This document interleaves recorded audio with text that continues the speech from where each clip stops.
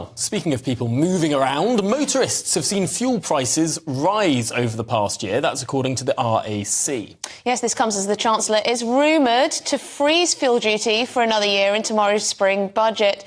A move that presumably will be welcomed by motorists, but it's predicted to cost the Treasury around £5 billion.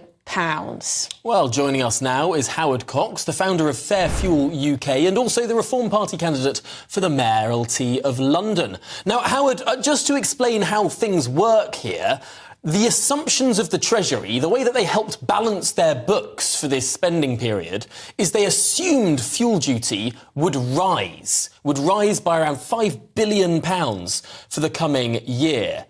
Now we're hearing rumours it might not. Yeah, I think it's more than a rumour, Tom and Emily, and good afternoon. Nice to be on your show. The fact is the Sun wouldn't go big with an article like that, a double-page spread to say fuel duty is going to be frozen again, or the 5p that was actually given to us 2 years ago by Rishi Sunak is not going to go back up again. And we've got a year of stabilisation. But bear in mind that Jeremy Hunt won't be Chancellor and he won't be in government. I should imagine Labour will put it up in their first budget. But it'd be churlish for me not to actually say I'm really pleased that we're freezing duty. I managed to get 40 MPs and some heavyweight MPs, Priti Patel, John Redwood, Ian Duncan-Smith, and also a peer of the realm, David Frost, to sign a letter that went to Jeremy Hunt to say, you'll be mad to put it up. In fact, we would prefer a cut. So part of me, I'm very pleased because it's been frozen, but we should have cut it even further. And it's not just fuel duty, is it, that's costing motorists? You've also got the astronomical rises in insurance costs. Oh, yes.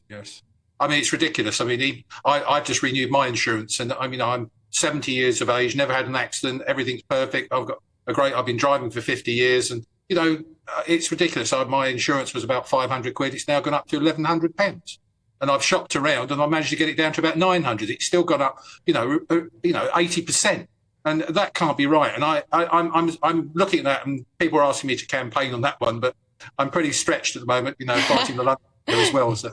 You're a busy man. I mean, I've heard that some cars are basically uninsurable now. It's so difficult to get insurance for some models of cars, even not that expensive vehicles.